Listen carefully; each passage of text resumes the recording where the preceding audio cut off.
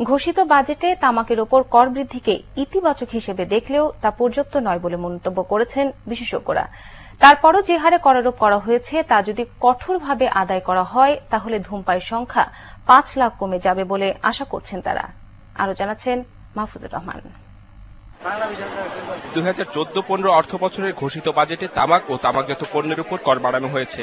সব স্তরে সিগারেটের মূল্য বাড়ানো হয়েছে 9.57 ভাগ থেকে 19.05 ভাগ পর্যন্ত।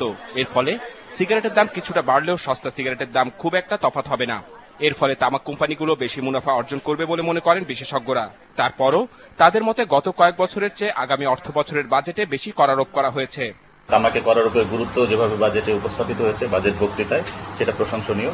তবে তামাকের করারোপের ক্ষেত্রে বিশেষ করে যে ভিন্ন ভিন্ন কর হার আছে, সিগারেটের ক্ষেত্রে যে মূল্যস্তর প্রথা আছে, সেটা রেখে খুব একটা কার্যকর ভাবে করারোপ করা সম্ভব বলে আমরা মনে করি না। সুতরাং মূল্যস্তর প্রথাটা তুলে দিতে হবে।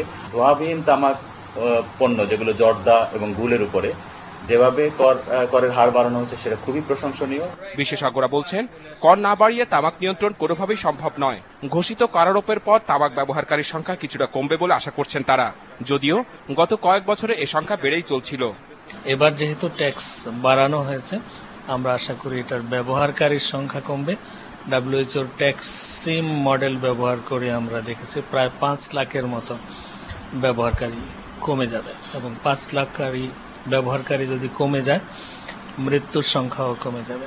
এছাড়া প্রস্তাবিত বাজেটে সব ধরনের তামাক পণ্যের উপর 1% হারে স্বাস্থ্য উন্নয়ন সারচার্জ আরোপ করা হয়েছে, যা জনস্বাস্থ্য উন্নয়নে প্রয়োজনীয় তহবিল সংগ্রহে বড় ভূমিকা রাখবে বলে আশা করছেন সংশ্লিষ্টরা।